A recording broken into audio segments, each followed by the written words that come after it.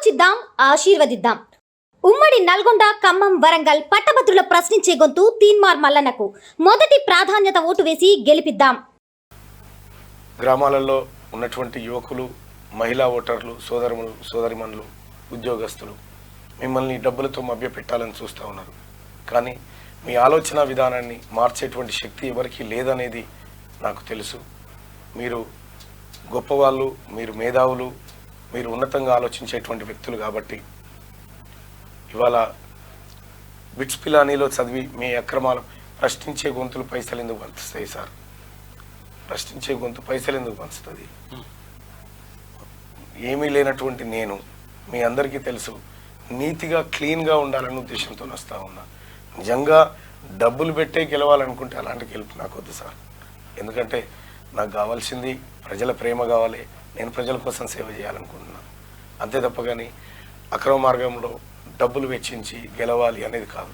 ఆ డబ్బులుంటే నేను 10 మంది పిల్లల్ని చదివించుకుంటా. ఆ డబ్బులుంటే 10 మంది పిల్లలకు ఆపరేషన్లు చేయించుకోగలుగుతా, నేను 10 మంది పిల్లల్ని రక్షించగలుగుతా. కాబట్టి సోదరిమణుల అందరికి చేతులు ఎత్తి దండం పెట్టి చెప్తా ఉన్నా, బీఆర్ఎస్ పార్టీ ఇచ్చేటువంటి డబ్బులు మీ అభిప్రాయాన్ని మార్చవని ఆశిస్తూ ఉన్నా.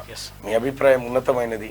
మీ అభిప్రాయం రేపు జరగబోయేటువంటి 27న జరగబోయేటువంటి ఎమ్మెల్సీ ఎన్నికల్లో బ్యాలెట్ పేపర్లో సీరియల్ నెంబర్ 2లో తీన్మార్ మల్లన్న అని ఉంటుంది. తీన్మార్ మల్లన్నకు ఎదురుగా 1 నెంబర్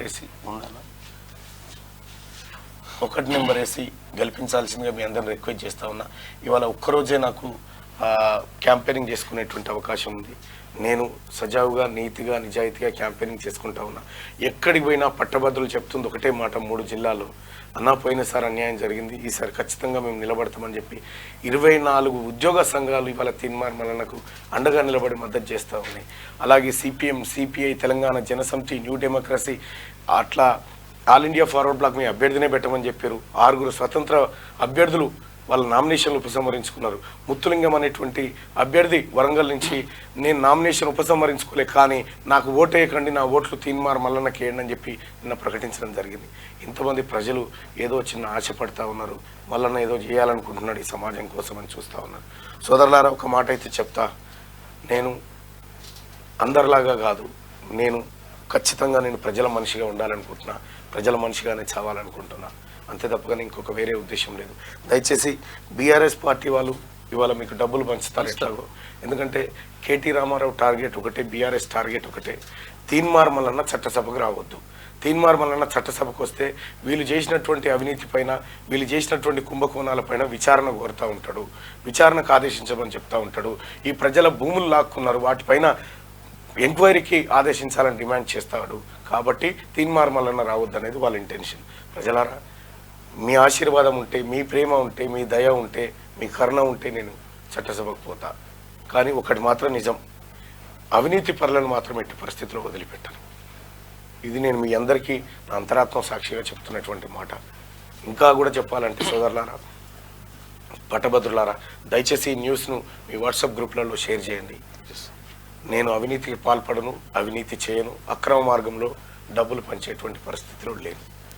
కాబట్టి నా నీతి నిజాయితీ, ఒకవేళ నేను ఇలాంటి డబ్బులు, ఇలాంటి అక్రమాలు చేయాలంటే కేసీఆర్ నాకు అనేక సార్లు నన్ను ప్రలోభ పెట్టే కార్యక్రమం చేశాను. కానీ ఏ ఒక్కరోజు లొంగలేదు, ఏ ఒక్కరోజు వాళ్ళకు తల వంచలేదు. సోదరులారా, నేను నీతి నిజాయితీగా ఉన్నా, అంతే నీతి నిజాయితీగా మీ ముందుకు వస్తూ ఉన్నా.